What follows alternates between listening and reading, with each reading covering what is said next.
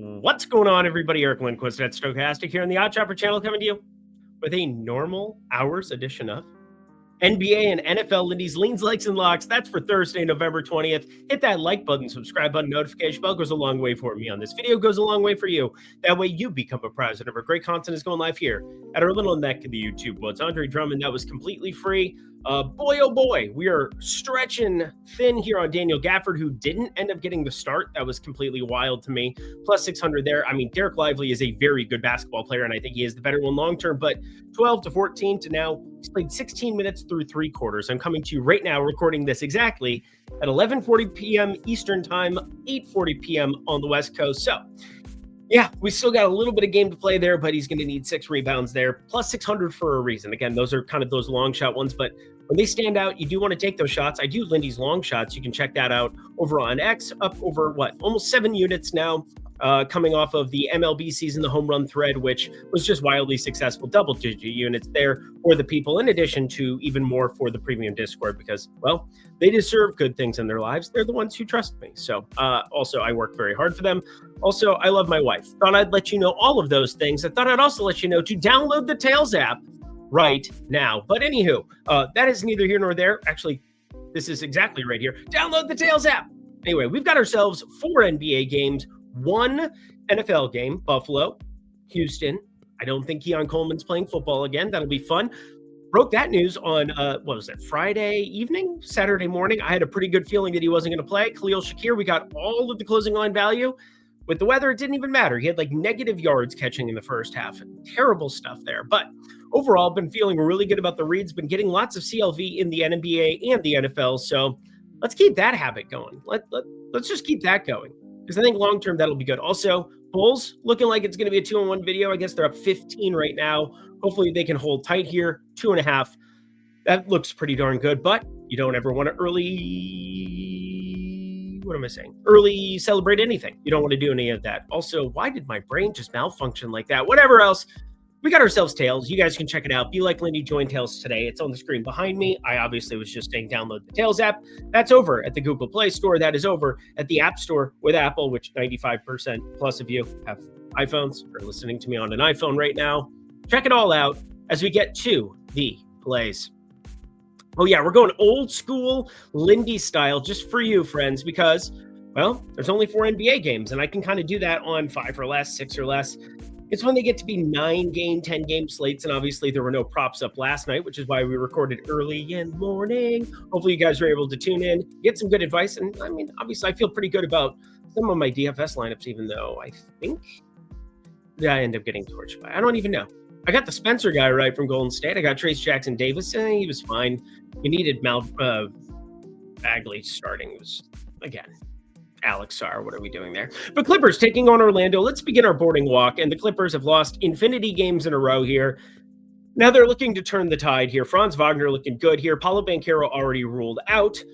And Kobe Sanders now in the starting lineup here for the Clippers. So a couple of things to make note of. 1, James Harden's actually been playing really good basketball. Like, it's not James Harden's fault at all. I mean, he's been a winning basketball player to start off the season. It's just surrounded by John Collins is not a winning basketball player. Zubac sure is, but I mean, it's just been the struggle bus for them here and a very difficult spot. Tristan Da Silva, I've been really impressed watching this guy shoot a basketball here. Also, really good court awareness. Had some great passes, I thought, in the first half of their last game. And Jalen Suggs back in there. Not that he needs to be distributing, but it doesn't hurt when you have Desmond Bane in one corner, Franz Wagner in another, to have another option, a big 4 in Tristan Da Silva, who can knock down an open jumper as well, who, again, looked pretty good creating to me. But this is probably the least appealing game on the board by a mile. If you followed me for the last 2-3 years on this program, you haven't seen a lot of Orlando props. From once in a while, we get Wendell Carter Jr. double-double. Once in a while, we see ourselves with a little bit of Jonathan Isaac in our lives, but his minutes have just been so capped to start off this season, and rightfully so. I mean, he's just so injury prone, and come playoff time, you do want him out there playing 20-plus minutes a night, and that's just not now, because going to run into a wall and break his leg or something like that. Anyway, Clippers plus 5.5, just a lean for now. Very unappealing basketball game to bet, but this one is very appealing in so many ways. First off, the hell did Sacramento do today? They are on a back-to-back. You saw some weirdness in the starting lineup today. Precious Achiuwa and Russell Westbrook starting, and removed from it, you saw Zach LaVine on the bench, Keon Ellis on the bench.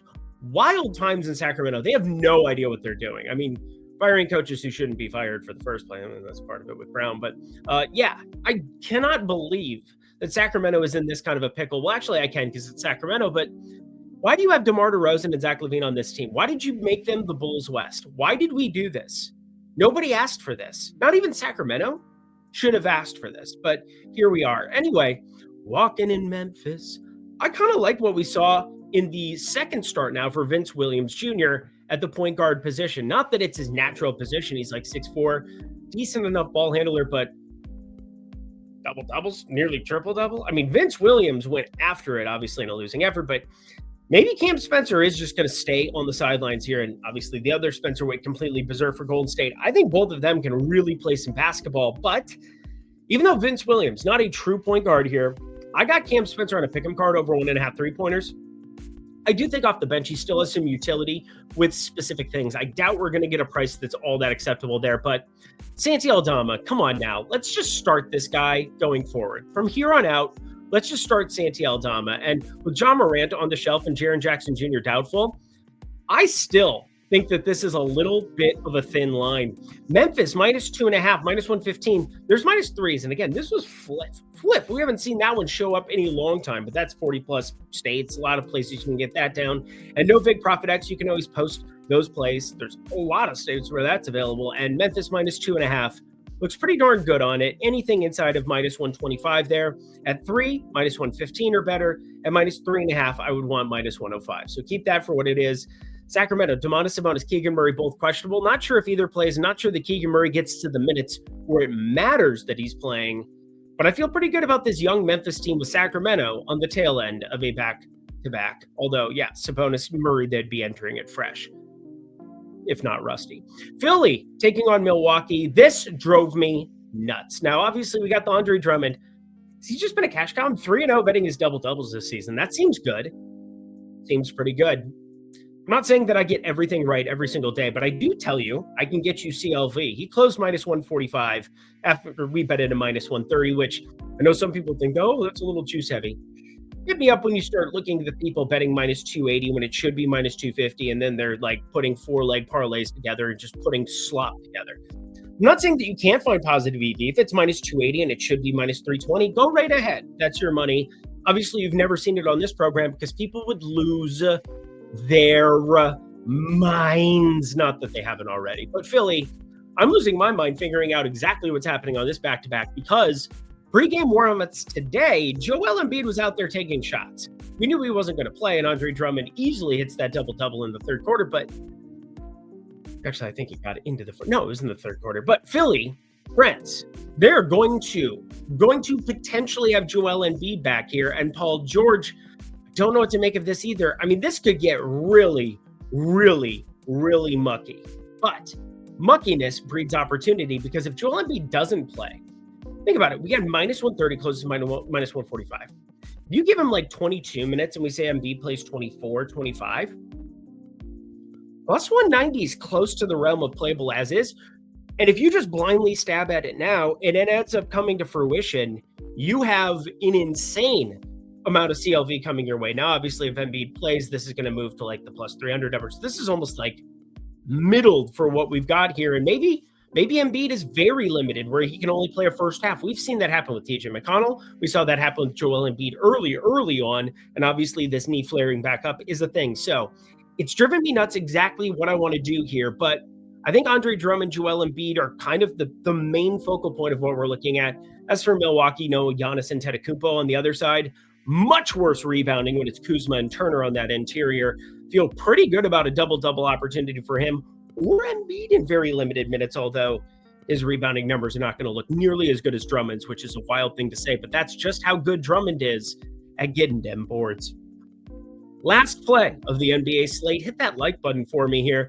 Getting this video out earlier tonight, which I know you appreciate, but this is probably my favorite play. Is this my favorite play between the two? Yeah, I really like this one, and God, I knew Premium Discord was probably going to be pissed. I haven't even gone in there after I posted this because I'm just nervous. I sucked Atlanta taking on San Antonio. And you talk about things you get right, things you get wrong. Sunday, Luke Cornett absolutely smashed for me. Could not have looked better in that basketball game.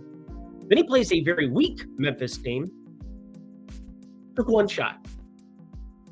Make me look like an absolute dunce cap. Why would you do that to me? But if you watched the game, he couldn't get shots up over Zach Edey. Like, it was kind of wild how Zach Edey is very tall. So San Antonio, they basically didn't allow Luke Cornett to go out and roam around the perimeter. He was playing very much in the post. This is a much better matchup for him to actually go out. And I'm not going crazy and saying that he's going to put up 15 or something of that nature, but he needs to just have enough production. Still got the lion's share of minutes over Kelly Olynyk. Still got to 25 minutes. Played 28 previously. We need to find some of that middle ground. But now you get to buy a little bit lower. And hey, if I go 2-1 on him this week, that's profit for me. And Luke Cornett, again, you're not going to get everything right. And that Zach Edey thing is going to stay in my mind for a while. He is a 7'5" guy out in the middle of the paint who's just like this. And yeah, you can't shoot over that all the time. So I'm going to keep that in mind going forward for guys who are exclusively trying to get their buckets in the post. Both Jalen Johnson, Okongwu, and maybe Kristaps Porzingis, questionable entering this one, not sure. Not that Porzingis isn't that tall too, but we all know he is not nearly the imposing guy in the blocks. Zach Edey that's so wild to say out loud. But anyway, I would prefer Porzingis was out, and we just had Okongwu and Jalen Johnson, a smaller front court than most. Luke Cornett, somebody that I still believe is going to see some really good opportunities, sans Victor Wembanyama. Alrighty, y'all, before we get to the NFL streets, be like Lindy, join Tails today. Would love for you guys to sign up for that down below. And of course, download the Tails app. Boom, boom. Everything's about Tails here on this lovely program today. And we got the premium Discord down there too, the Lindy and Friends Discord. If you're looking to sign up, use promo code LindyNBA. That'll get you some goodness. Let's get to the NFL street, shall we? Oh, yeah. Buffalo taking on Houston. And obviously Davis Mills on the Houston side of things. Just to address what's going on with him a little bit. Not pretty. Not pretty by any means, but he's got Dalton Schultz. He's got Nico Collins. Two very reliable pass catchers at his disposal. You know who would really like those two pass catchers? Josh Allen. Or any pass catchers. Josh Allen again. But the whole thing with Davis Mills right now is that he is going out functionally playing game manager. And you did have the crazy come from behind victory against Jacksonville, against Tennessee. He had 41 pass attempts, which is more than you might think, but 6.5 and 6.7 yards per reception there for the Texans. So keep that in mind. Pretty low ADOT, pretty low average depth of target for him right from the get-go, but that shouldn't surprise any of us. He's not out there trying to just mow it all over, but 292 and 274 yards has gone over his passing prop in the last two. Now takes it on Buffalo defense that I don't know what to make of them. We have seen them put up some duds. They had Sean Tucker run 3 touchdowns on them. We saw them get completely blitzkrieged by Miami. I don't know what to make of it, but it helps to take on Davis Mills, and it helps to have Josh Allen on your football team to hide some of those warts. And let's kind of talk towards the Josh Allen thing, because this is like a very difficult spot for a quarterback. In fact, in the fantasy streets, which obviously I'm covering over at Stochastic and obviously play, high stakes fantasy football myself, I feel very uncomfortable putting quarterbacks up against the Houston Texans. Will Anderson, Daniel Hunter. I mean, these guys are real football players. They give up the fewest fantasy points to quarterbacks. And I think that kind of translates when you start to plug in the data here over at Stochastic and you start going piece by piece and saying, how exactly do you get after Houston? Well, it's going to be getting the ball out of your hands fast because this pass rush is not a joke. And D'Amico Ryans knows exactly what he's doing with the defensive schemes. But there's one opportunity, I think, that shows up here. If Keon Coleman is not active for this football game again, which I do not believe he will be, just based on the rumblings that we've seen all week from beat writers who proved very reliable over the weekend, as I took them for their word on Friday, got the CLV and got torched anyway for no good reason. But you got Shavers out there, not super reliable, although we saw him get 5 targets. Khalil Shakira is priced pretty efficiently this time around against a Houston group that I really don't want to go too crazy trying to pick on. And James Cook, he's going to be the focal point for this entire game. If he's able to get anything going on the ground against Houston, it's going to open up Josh Allen to potentially get some running in, which Houston really doesn't give up to the quarterback position. But let's focus in on Dawson Knox.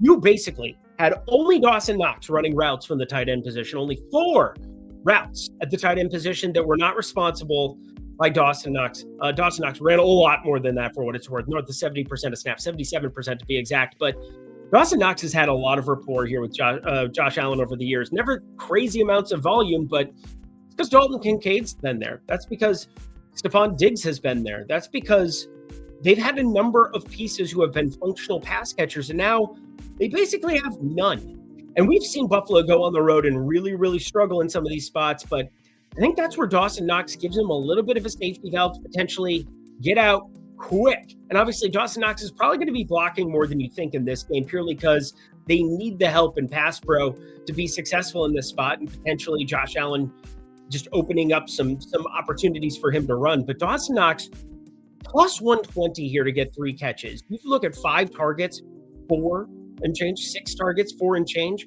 Feel pretty good about the projection I've got on him against Houston in a low variance football game, one that should stay pretty intact. And while we saw him succeed multiple times in domes before, another great dome spot for Josh Allen to go nutties for the people. But I respect Houston enough that I'm just focused on this as my individual passing prop. Whew, lots to get to over there, and obviously schematic stuff that really came into play for me as I broke it down from a projection standpoint. But be like Lindy, join tails today. Would love to have you guys all kicking it with me. And that does it for a Thursday NBA and NFL edition of Lindy's Leans, Likes, and Locks. Head to the comment section below. Let me know your favorite plays that exist on the board. Let's check in on Chicago. Let's see how the Bulls are doing.